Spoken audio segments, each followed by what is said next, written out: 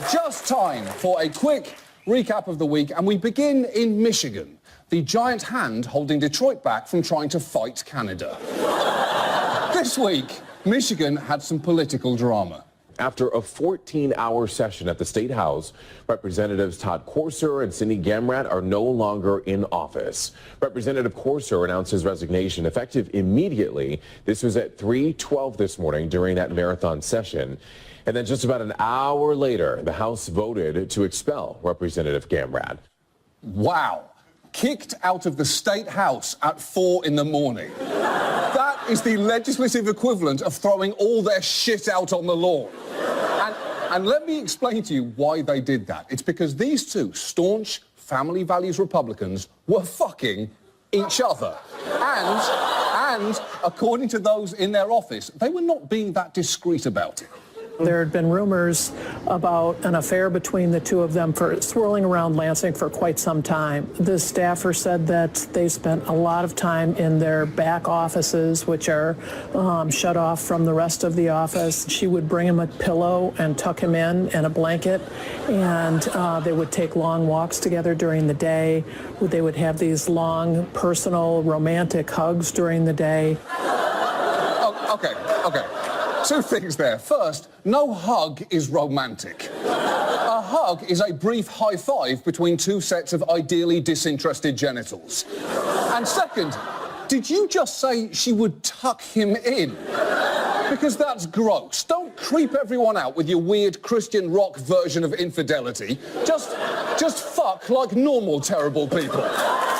Now, look, so far, this is just a run-of-the-mill sex scandal. But this story starts to get amazing when you learn how Representative Corser attempted to throw people off the scent.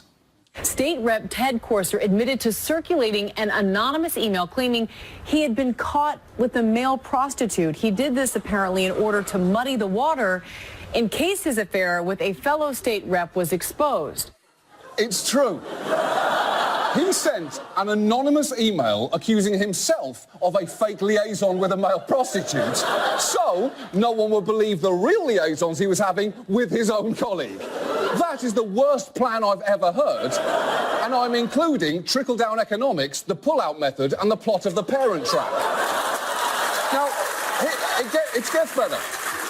In his fake email, Corser accuses himself of, and I quote, male-on-male paid-for sex behind a prominent Lansing nightclub, which is already magnificent, only the best Lansing nightclub for his fake gay hookup. He then attacks himself for being a bisexual, porn-addicted sex deviant.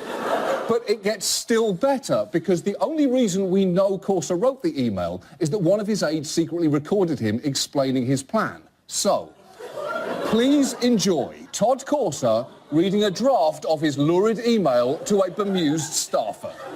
Scott is hanging out all over Lansing since the election. That's why he was thrown out of caucus. Are you serious? What are you talking about? That's ridiculous.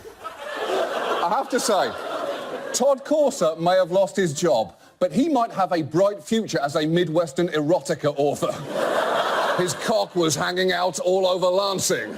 His balls were as heavy as the prize-winning pumpkins at the Michigan State Fair. And she was as wet as the water wheel at the Franklin Cider Mill. Michigan. Unbelievably, as a local news station suggested, this may not even be the first time that Corser has orchestrated a poisonous attack on himself for political gain. There are now new allegations that Corser put out an attack ad that read, "Is Todd Corser a child molester?" He allegedly did this to gain sympathy votes a week before the primary elections. What?